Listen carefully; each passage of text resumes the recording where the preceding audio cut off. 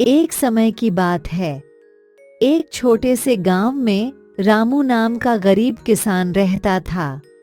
रामू जंगल में बकरियां चराने जाया करता था।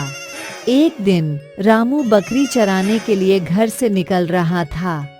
तब उसकी पत्नी कमला उससे कहती है, सुनो जी, आज शाम को थोड़ा जल्दी घर आ जाना। क्यों? आज जल्दी घर क्यों आना है? आज मैंने गणेश जी का व्रत किया है, तो शाम को हम दोनों मंदिर में पूजा करने जाएंगे। ठीक है, आ जाऊंगा। ऐसा कहकर वह जंगल में बकरियां लेकर निकल पड़ता है। सारा दिन बकरियां चराने के बाद जब शाम को वह घर के लिए निकलता है, तब रास्ते में रामू को सांप काट लेता है।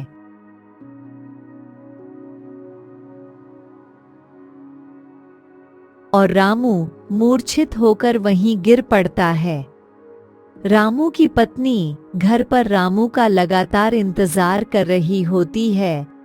इंतजार करते करते काफी शाम हो जाती है और कमला काफी चिंतित हो जाती है।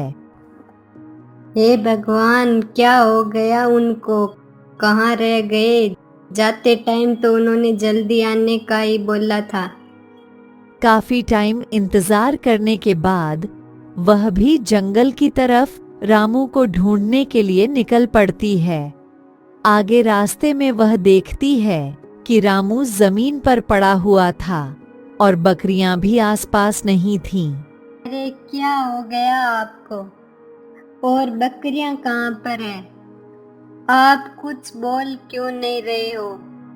बताइए, आपको क्या हुआ है? तब कमला को रामू के पैर पर सांप के काटने के निशान दिखाई देते हैं। अरे, इनको तो किसी सांप ने काट लिया। अभी मैं क्या करूं? अजी, कुछ तो बोलिए आप। कमला जोर जोर से रोने लगती है। कमला के रोने की आवाज सुनकर वहां से गुजर रहा एक आदमी उसके पास आकर बोलता है, क्या हुआ बहन, आप क्यों रो रही हो? और आपके पति को क्या हुआ है? जी, मेरे पति को किसी सांप ने काट लिया है और ये बेहोश हो गए हैं। देखो ना, ये कुछ बोल भी नहीं रहे हैं। बहन, आप एक काम करो, यहाँ पास में एक कुटिया में बाबा रहते हैं, आप उनके पास चली जाओ। उनके पास कोई ना कोई उपाय होगा। कमला कुटिया वाले बाबा के पास चली जाती है और कहती है, बाबा जी, मेरी मदद करो। क्या हुआ बेटी, क्यों रो रही हो? बाबा जी, मेरे पति को सांप ने काट लिया है और वह मूर्छित हो गए हैं। कोई इलाज बताइए। बेटी, इलाज तो है, लेकिन उस स्थान तक पहुंचने का रास्ता बहुत ही कठिन है। उस गुफा के अंदर एक बड़ा सांप रहता है। बाबा, कितना भी कठिन क्यों ना हो, मैं चली जाऊंगी। बस आप इलाज बता दीजिए जी। बेटी, जंगल के उस पार एक काली गुफा है, उसमें लगे पौधे की पत्तियों से सांप का जहर उतर जाएगा। बाबा सांप से बचाव के लिए कमला को अभिमंत्रित जल दे देते हैं। बेटी, तुम्हारे ऊपर कोई भी आपदा आए तो ये जल उस पर छिड़क देना, तो उस आपदा का प्रभाव कम हो जाएगा। और ध्यान रखना, जल छिड़कते समय किसी से बोलना नहीं है। अगर बोल गई तो ये जल काम नहीं करेगा। ठीक है बाबा जी, ध्यान रखूंगी। कमला वह जल लेकर उस काली गुफा की तरफ चली जाती है।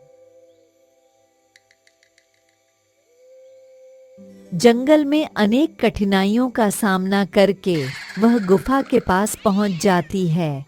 गुफा देखने में बहुत ही डरावनी थी।